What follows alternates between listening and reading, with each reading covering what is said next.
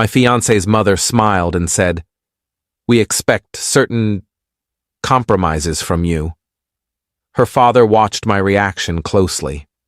I didn't hesitate. Understood. I stepped outside and made one quiet call. When I came back, the conversation had stopped, and no one would meet my eyes. I'm 35, and I thought I'd found the person I'd spend my life with. My fiancée and I had been together for 3 years, engaged for 6 months. She came from wealth, the kind where you don't talk about money because it's just always there. I didn't come from that world. My parents were middle class, worked hard, gave me a good life, but nothing extravagant. I'd built my career on my own, done well for myself, but I wasn't in her family's league financially. That had never been an issue between us. Or so I thought. The dinner invitation came 2 weeks before the wedding. Her parents wanted to have one final conversation before the big day. My fiancé said it was normal, just her parents wanting to make sure everything was settled. I didn't think much of it. We arrived at their house at 7 on a Saturday evening. Massive place, the kind with a circular driveway and more rooms than any family needs. Her mother answered the door in a designer dress that probably cost more than my car payment. Her father was in the study, waiting. Come in," her mother said, all smiles. "We're so glad you could make it." My fiancée squeezed my hand as we walked in. She seemed nervous, which should have been my first clue. We sat in the formal living room, the kind of room that looks like a museum where you're afraid to touch anything. Her father poured drinks, expensive whiskey I couldn't pronounce, and we made small talk for about 10 minutes. Weather, wedding plans, honeymoon details. Then her mother set down her glass and folded her hands in her lap. "We wanted to have this conversation before the wedding," she said, "to make sure we're all on the same page about expectations." "Okay," I said. "Our family has certain standards, certain ways of doing things, and when you marry into this family, there are adjustments that will need to be made." My fiancée was looking at her hands, not at me, not at her parents, just her hands. "What kind of adjustments?" I asked.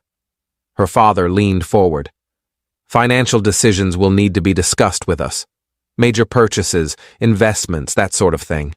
We've been managing the family's wealth for generations. We know what we're doing." "You want oversight of our finances?" "We want input," her mother corrected. "We're not trying to control you. We just want to make sure our daughter is taken care of, that decisions are made wisely. She's an adult. We're both adults. We can make our own financial decisions." Her father smiled, but it didn't reach his eyes.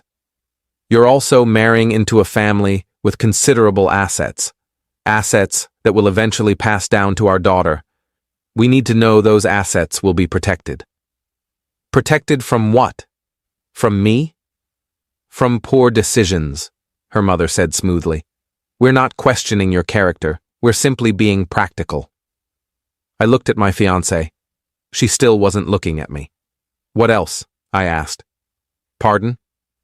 "You said certain adjustments, plural. What else?" Her mother and father exchanged a look, some silent communication I wasn't part of. "We expect you to maintain a certain lifestyle," her father said. "Appropriate social circles, appropriate venues, appropriate presentation.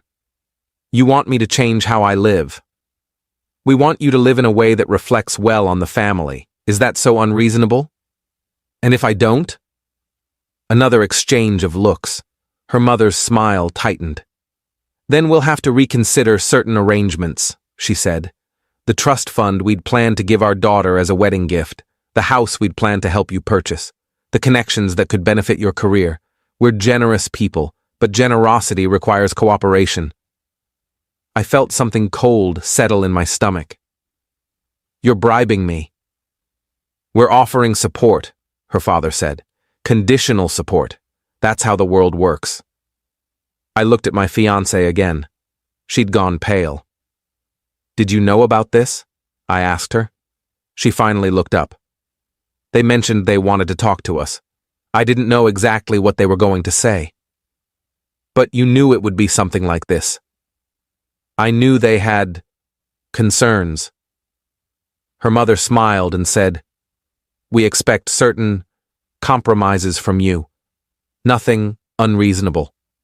Just an understanding that you're joining our family and our family has standards. We need to know you're willing to meet those standards." Her father watched my reaction closely, waiting to see if I'd push back or fold. I didn't hesitate. Understood. Her mother looked relieved. Her father relaxed back into his chair. My fiancée exhaled like she'd been holding her breath. "I'm glad we could have this conversation," her mother said. "I knew you'd be reasonable. I need to make a call," I said, standing up. "Work thing. It'll just take a minute." "Of course," her father said. "Take your time." I stepped outside onto their massive porch, pulled out my phone, made one quiet call. It lasted about 3 minutes. When I came back inside, I sat down and picked up my drink like nothing had happened. But something had changed in the room. The conversation had stopped. Her mother was staring at me. Her father's expression had gone carefully neutral. My fiancée looked confused. "Everything okay?" she asked. "Fine," I said. "Just had to handle something." Her father cleared his throat. "What kind of work call?" "Just coordinating with someone. Nothing urgent." "Who did you call?" her mother asked. Her tone had shifted, less warm, more suspicious. "A friend. Why?" "What kind of friend?" I took a sip of whiskey. "The kind who happens to be a journalist. We went to college together. She's been looking for a good story about wealth, family dynamics, and how old money maintains control. I thought tonight's conversation would interest her." The silence was deafening. My fiancé's face went white. "You didn't." "I did. I recorded the whole conversation on my phone. Just sent her the file. She's very excited about it. Says it's exactly the kind of thing her publication loves. Real insight into how wealthy families manipulate and control." Her father stood up. "You're bluffing." "Am I? Call her if you want. I'll give you the number, or just wait a few days and see what gets published." "You can't do this," her mother said. Her voice had gone sharp. "We'll sue." "For what? I didn't sign any NDA. This conversation wasn't privileged. You invited me into your home and made demands. I documented it. That's not illegal. You recorded us without consent. Actually, in this state, only one party needs to consent to recording. That party was me. So yes, it's completely legal. My journalist friend confirmed that before I sent the file." Her father's face had gone red. "If you publish that recording, I'll destroy you. I'll make sure you never work again. You'll what? Use your wealth and connections to ruin me? Please do. That'll make an even better follow-up article. Wealthy family retaliates against son-in-law who exposed their manipulation. The optics are terrible for you. Great for me." My fiancée was crying now. "Why would you do this? Why would you humiliate my family?" "I didn't humiliate them. They humiliated themselves. I just documented it." "But we could have talked about this. We could have figured something out." "Could we? Because you sat here and let them make demands. Let them treat me like I'm something they're purchasing. You didn't say a word in my defense." "I was trying to keep the peace. By sacrificing me, by letting them dictate how we'll live our lives. That's not a marriage. That's indentured servitude." Her mother had recovered some composure. "What do you want? Money? We can pay you to kill the story." "I don't want your money, that's the whole point." "Then what?" "I want you to understand that you can't buy people. You can't control them. And when you try, there are consequences." Her father sat back down, looking older suddenly. "The wedding is in 2 weeks. I know. You'd really do this? Destroy your relationship with our daughter? Humiliate her family publicly?" I looked at my fiancée. She was still crying, mascara running, hands shaking. "I'd really do this," I said. "Unless things change." Update 1. The next 3 hours were intense. Her parents went through the full spectrum of emotions: anger, denial, bargaining, more anger. Her mother threatened legal action 4 more times. Her father tried intimidation, then switched to appealing to my better nature. My fiancée mostly cried. Around midnight, we reached an agreement. I'd delete the recording and contact my journalist friend to kill the story. In exchange, they'd back off completely. No financial oversight, no lifestyle demands, no conditional gifts. We'd live our lives however we wanted, and they'd respect that. "How do we know you'll actually delete it?" her father asked. "You don't. You'll have to trust me. Same way I'll have to trust that you won't revert back to this controlling behavior the moment the wedding is over." "That's not a fair trade," her mother said. "Life's not fair. You taught me that tonight." We left around 1 in the morning. My fiancée didn't speak to me the entire drive home. When we got to her apartment, we'd been living separately until the wedding, she finally turned to me. "I can't believe you did that. I can't believe you let them talk to me that way. They're my parents, and I'm supposed to be your partner, but you sat there and let them treat me like an employee they were hiring. They were just being protective. They were being controlling. There's a difference. You humiliated them. You threatened to expose them publicly. I defended myself. That's what you should have done. Defended us." She got out of the car without another word, went inside and locked the door. I drove home feeling numb. Update 2. The next few days were tense. My fiancée texted me saying she needed space to think. Her mother called me twice, both times demanding to know if I'd actually deleted the recording. I ignored both calls. I did delete the recording, and I called my journalist friend and told her the story was off. She was disappointed, but understood. "For what it's worth," she said, "you had every right to publish it. That was some seriously messed up family dynamics." "I know, but I don't want to start a marriage by destroying my in-laws, even if they deserve it." "You're more forgiving than I would be." "I'm not forgiving anything. I'm just choosing my battles." 4 days before the wedding, my fiancée finally called. "Can we meet?" "Sure. Where?" "That coffee shop we went to on our first date." I met her there an hour later. She looked exhausted, like she hadn't been sleeping. "My parents are furious," she said. I figured. "They want me to call off the wedding." "Are you going to?" She looked at her coffee. "I don't know.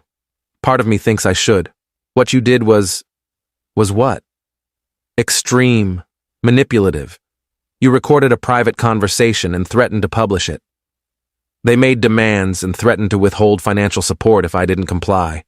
Which one of those sounds more manipulative?" "They're my parents. They've always been like this. I've learned to navigate it. By giving in to everything they want? By choosing my battles. And I'm not worth battling for?" She flinched. "That's not fair."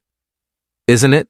They literally told me they expect me to change who I am, how I live, what decisions I make, and you sat there quietly and let it happen. The only reason they backed off is because I forced them to, not because you stood up for me, because I stood up for myself. I was trying to keep the peace. There is no peace with people like that. There's only surrender or resistance. You were choosing surrender. I chose resistance." She started crying again. "I don't know if I can marry someone who would do something like that to my family. And I don't know if I can marry someone who would let her family treat me like that. So I guess we both have decisions to make." Update 3. She called off the wedding the next day, sent out messages to all the guests, canceled the venue, returned gifts. It was over. Her parents were relieved, according to mutual friends. They'd never wanted her to marry me anyway. Thought I was beneath their standards. The whole situation just confirmed their concerns. I don't know what I was. Sad, angry, relieved in a weird way, like I dodged a bullet but still got grazed. About a week after the cancellation, her father called me. I almost didn't answer, but curiosity got the better of me. "I want to talk," he said. "In person. Just you and me." "Why?" "Because I think I owe you an apology." That surprised me enough that I agreed. We met at a restaurant downtown, neutral territory. He looked uncomfortable when I sat down. like he wasn't used to being on the back foot. "I've been thinking about what happened," he said. "About what we said to you, what we demanded. And you were right to push back. We were out of line." I waited. Didn't make it easy for him. "My wife and I have always been protective of our daughter. Maybe too protective. We've always worried that someone would try to take advantage of her, of our family's wealth. We've seen it happen with friends, with relatives. So we built up these defenses by trying to control who she marries and how they live. Yes, and I see now how that looks, how that feels. Do you? Because from where I'm sitting, you only realized it was wrong after I threatened to expose you. Not before. Not during that conversation when you were making your demands." He nodded slowly. "You're right. I probably wouldn't have reconsidered if you hadn't forced the issue. So what's the point of this apology? I'm trying to do the right thing, even if it's late. The right thing would have been treating me with respect from the beginning, trusting your daughter to make her own decisions, not trying to buy compliance. I know. But you didn't, and now your daughter and I aren't getting married. So congratulations, I guess. You got what you wanted. That's not what I wanted. I wanted her to be happy. She would have been, with me, if you'd stayed out of it." He looked down at his drink. "Maybe you're right. I am right. And the worst part is, she let you do it. She chose your approval over our relationship. So even if I had gone through with the wedding, it never would have worked, because she'd always pick you over me when it mattered. She loves you. Not enough." Update 4. 3 months later, I heard through mutual friends that my ex-fiancée was dating someone new, someone from her parents' social circle, someone wealthy, someone they approved of. I wasn't surprised, just disappointed. I also heard that the guy was exactly the kind of person her parents wanted. Prestigious family, old money, connected, and completely under their thumb. Did whatever they wanted, made no waves. My ex was apparently happy. Or at least that's what she told people. I moved on too. Started dating someone I met through work. Nothing serious yet, but it was nice. Easy. She came from a normal family. No weird power dynamics or conditional approval. Just regular people who treated me like a human being. The whole experience taught me something important. Wealth doesn't make people better. Sometimes it makes them worse. It insulates them from consequences, makes them think they can control everything and everyone, and the people around them either push back or become complicit. I chose to push back. My ex chose to be complicit. And that's why we're not together. Final update. It's been a year now since the wedding that didn't happen. I'm doing well. The woman I was dating became my girlfriend, and we're talking about moving in together. Her parents invited me to dinner last month. It was normal. Pleasant. No demands, no conditions, no expectations beyond basic politeness. My ex got engaged to that guy from her parents' social circle. I saw the announcement on social media. They looked happy in the photos. He looked exactly like what her parents wanted. Successful, connected, compliant. I heard from a mutual friend that her parents are very involved in their relationship, helping them pick out a house, planning the wedding down to every detail, making sure everything meets their standards. I don't feel vindicated, I just feel sad for her. She's living the life her parents chose, not the one she wanted. But maybe that's what she wanted all along. Maybe I never really knew her. As for the recording, I kept a copy, not to publish or use as leverage, just as a reminder that some people will try to control you if you let them. And sometimes the only way to maintain your dignity is to walk away. I'm 35 years old. I'm not married. I didn't marry into wealth or status or a family that expected me to compromise who I am, and I'm okay with that. Better than okay, actually, because I met someone who likes me exactly as I am. No changes required, no standards to meet, no compromises demanded, just two people choosing each other freely. That's worth more than any trust fund or family connection or conditional approval. My ex's mother expected compromises. I gave her one. I compromised my relationship rather than compromise myself. And looking back, it was the right choice.